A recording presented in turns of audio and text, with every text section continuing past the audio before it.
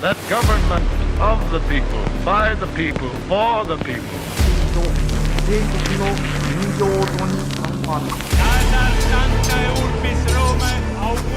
Да здравствует мир между народами. Урд минь Монголын уудам хад, хойно минь Монголын хүчрхэг их мордчлог байваа. 17 дугаар зууны үеийн Монгол улс нь улс төрийн бутрал, гадны хүчнүүдийн нөлөөлөл, дотоодын хагарал гэх мэтээр энэ бүх үйл явц өрнөж байсан хамгийн оргил үе байсан гэж үздэг. 13-аас 14-р зууны үед дэлхийн ертөнцийг ноёрхож байсан Монголын эзэнт гүрэн тархаа бутархаа болон задарч, улмаар 15 дугаар зуунаас эхлэн халах болон ойрд өвөр Монгол, Бурайд гэх мэтээр бүс нутгийн шин чанартай улсууд болон хуваагдаж эхэлсэн. Гэхдээ энэ бүх хуваагдал бол зөвхөн газар нутгийн төдийгүй улс төрийн үзэл, шашин болон гадаад бодлого, эдийн засгийн чиг баримжаа зэрэг олон хүчин зүйлсээр тулгуурласан томоохон хэмжээний хуваагдал байлаа. Улмаар 17 дугаар зууны дунд үе гэхэд Монгол угсаатны хоёр том хүч Аз твд үлдээд байв. Төвийн бүс нутагт Түшээд хан жахунд орж тэргүүтээ шашны төвийг хамгаалсан халах Монгол оршин тогтнож байсан бөгөөд эхнээсээ манжийн дарамт шахалтанд баг багаар өртөж эхлээд байв. Харин баруун хязгаарт галдан бошигтын удирдсан цэрэг эдийн засгийн хувьд халах Монголоос арай хүчрхэг ойртууд буюу зүүн гарын хаант улс зэрэгцэн оршин тогтнож байв. Хэдийгээр түүхэнд хэрвээ гэж байхгүй гэх боловч хэрв энэ хоёр хүч өөр хоорондоо нэгдэж чадсан бол Монгол үндэстэн Төв Азийн хэмжээнд хүчрхэгжиж дахин нэг удаа хүчний их гүрэн болох бодит боломж хангалттай байв. Халахууд хүн ам болон газар зүүн байршил эдгээр дээр нэмээд шашны нөлөө маш хүчтэй байсан бол ойрдууд цэргийн хүч эдийн засгийн чадвараараа илүү давмгаалж байв. Иймд Монгол угсаатны бутарсан хоёр том хэсэг иргэн нэгдсэн бол Орос, Манж хоёрын алийг нь ч бүрэн давмгааж чадах үс туйлын давуу талтай нөхцөл байдал үүсгээр байсан юм. Гэвч хоёр тал өөр хоорондоо итгэлсэж чадаагүй нь харамсалтай. Халахын ноёд Манжийн туслалцаанд найдаж ойрдыг өөрсдийн гол аюул гэж үзэж байв. Харин ойрдын галдан бошигт Монголыг дахин нэгтгэх нэрээр халахын нутагт хүч хэрэглэн өөрийн ноёрхлыг тогтоохоор санаархаж байв. Энэ зөрчлөн цааш дамжирсаар 1688 онд халах ойрдын дайныг тэгтээж Монгол угсаатны нэгдлийн сүйдчийн боломж бүрэн устснаар монголчууд хожим бүх нийтээр манжин иргэшээлд орсон түүхтэй. Тэгэхээр өнөөдрийн дугаараар халах ойрд хоёр хэрв нэгдэж чадсан бол түүх хэрхэн өөрөөр эргэж болох байсан талаар дэлгэрэнгүй ярих болно. Тэгэхээр та бүхэнд хамтран ажиллагч байгууллага Авторгын хуульцсан товчоогоос танилцуулж байна. За та бүхний зарим нь бол хэдийнэ танил болсон гэдэгт бол итгэлтэй байгаа. За иймээс хэрвээ танд болон таны аж ахуйн нэгжид ямар нэгэн байдлаар хууль хэрэгцээ зөвлөмж туслалцаа хэрэг болвол Авторганд хандаарай. Хэрв халах ойрд нэгдсэн бол тухайн үед Монгол улс нь Евразийн төвийг бүхэлд нь хамарсан асар өргөн уудам газар нутагтай гүрэн болж хувирах байв. Хүн ам нь ойролцоогоор 2-3 сая орчим байх байсан бөгөөд дайн болсон тохиолдолд эхний ээлжинд шууд 100-аас 150 мянган морьт цэрэг дайчлах чадвартай улс болох байв. Энэ нь манжийн цэргийн нийт тоо бүрэлдэхүүнтэй тунд өгч очих бөгөөд ялангуяа манжууд Мин улстай дайтаж өмнө зүгт эмх замраагүй байдал үүсэт байсан нөхцөлд Монголын цэргийн хүч эрт давангаа байр суурь эзлэх байсан гарцаагүй. Харин улс төрийн тогтолцоо хууль эрх зүйн хувьд гэвэл тухайн үеийн халах болон ойрд хоёр хоёул Чингис хааны их засаг хуулийг уламжлал болгон хадгалж байв. Иймд хоёр талын ноёдууд зөвлөгөөн хийж их хурдтай маягийн улс төрийн бүтцийг сэргээж чадсан тохиолдолд Монгол улсын улс төр дан ганц хүнээс хамааралтай бус харин нэгдсэн системээр тулгуурлах байдлаар үйл ажиллагаа өрнөдөг хэлбэрт ширжих боломжтой байсан. Өөрөөр хэлбэл Чингис хаанаас хойших хамгийн бодит төрийн загварыг дахин үүсгэх боломжтой байв. Мөн Аз твд Манж чин гүрэн асар хурдтай хүчрхэгжсэн нь Монгол угсаатны дотоодын хуваагдалтай шууд холбоотой. 17 дугаар зууны дунд үеэс эхлэн манжууд Овог аймаг дээр суурилсан зөрчдийн холбооноос хүчрхэг төрийн машин болон хувирч Хятадын Мин гүрнийг эзлэхээр асар том амбицтай болж эхэлсэн. Гэвч тэдний зорилгодоо хүрэх замд цор ганц саад байсан нь монголчууд байв. Иймд хэрв монголчууд тухайн цаг үед нэгдэж чадсан бол манжийн Хятад руу хийсэн төрөлт хизээч биелэх боломжгүй байсан гэж хэлэхэд буруудах зүйл байхгүй. Манж гүрэн зүүн хойд нутгаас буюу өвөр Монголын зүүн хязгаар манжуурын нутгаас анхлан гаралтай. Тэдний хувьд Хятадын Мин улсын цайз болон бэхлэлтүүдийг даван туулаж орох хамгийн дүт зам нь Монголын нутгаар дайран орох явдал байсан.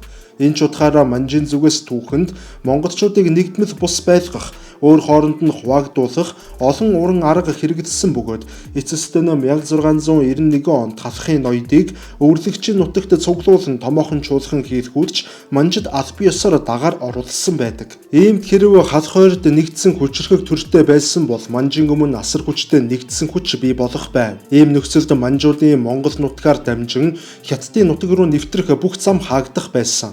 Үр дүнд нь манжийн мэн улстай хийж байсан дайн хит урт сунжирч эдийн засгийн хувьд манжууд дайныг урт хугацаанд үргэлжлүүлэх боломжгүй болж хувирах магадлал маш өндөр болох байв. Чин гүрэн Хятадын нийслэл Бээжин эзлэн авахын хүртэл туйлын хүнд асар их саад бартаатай болон хувирах байсан. Яг тухайн үед манжууд 100,000 орчим цэрэгтэй байсан ба түрүүн хэлсэнчлэн халах хойрд нийлээд 150,000 орчим дан морин цэргийн хүч гаргах чадaltaй байв. 150,000 морин цэрэг гэдэг бол Төв Азийн хэмжээнд хамгийн том хөдөлгөөнт маневр сайтай армийн систем бүрдэх байсан гэсэн үг. Манжийн цэрэг дан ганц мэн улстай дайтгаас гадна Монголын нэгдсэн армитай давхар тулалдах шаардлага үүсэх байсныг ч үгүйсгэхгүй. Гэхдээ бодит түүхэнд бол мэн гүрэн дотоодын авил хол, дотоодын хямрал, эвдэв босолгуудын улмаас 1644 онд мөхөж манжууд Бээжинд хөл тавин орж ирсэн байдаг. Хэрв Монгол улс тухайн үед нэгдсэн хүч болж чадсан бол мэн гүрэн хойд талаас манжийн довтлохоонд бараг зүртэх боломжгүй байв. Ингэснээр мэн улсын оршин тогтнол илүү удаан үргэлжлэх байсан гэж хэлж болно. Ийм нөхцөлд манжчин гүрэн хизээж Евразийг хянсан дэлхийн гүрэн болж чадахгүй байсан бөгөөд зүүн хойд нутагт орших жижиг хаант улс хэвээр үлдэх байв.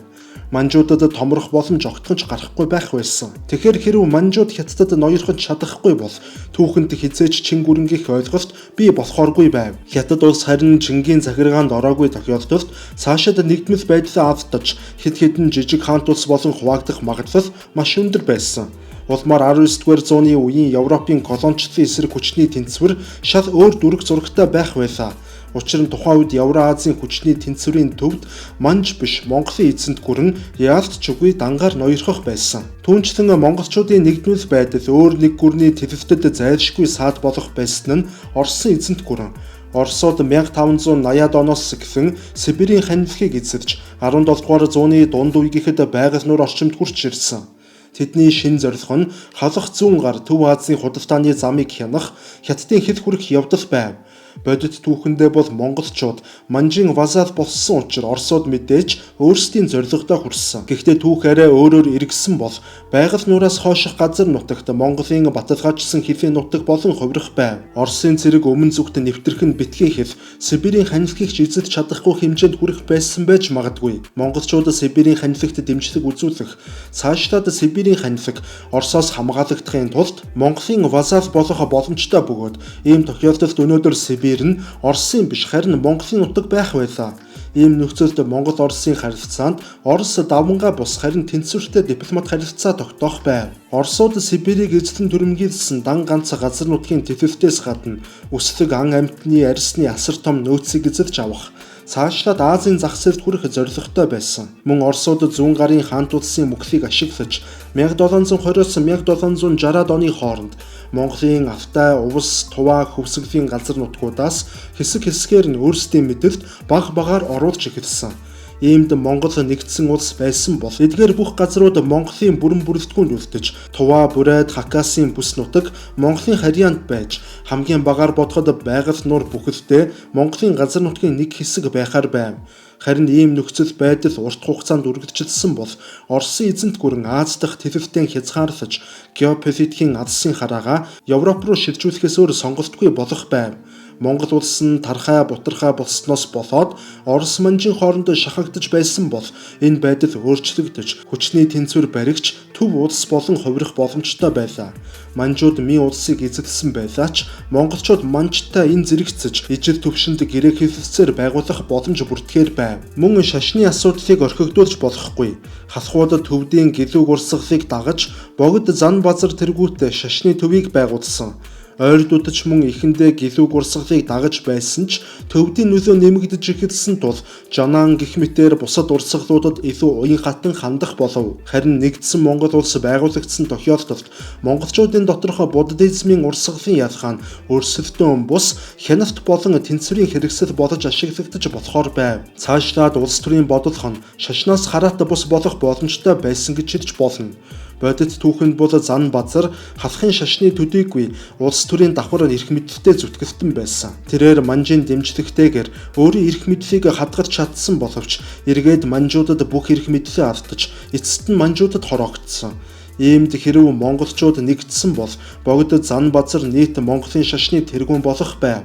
Мөн шашны асуудал улс төрийн зөвлөлийн хяналтанд шилжүүлснээр төвдийн зам нарын нөлөө Монгол нутагт багасж, Монголын онцлогт буддизм буюу Монголын дотоод уламжлалтай хосолсон байдлаар Бурхны шашин Монголд хөгжих байсан болов уу? Монголчууд манжид эзлэгдсэний дараагаар ерөнхийдөө Монголын богдуудыг манжийн зүгээс үргэлж төвд хүмүүсийг сонгодог болсон нь цаанаасаа бас нарийн учиртай байсан.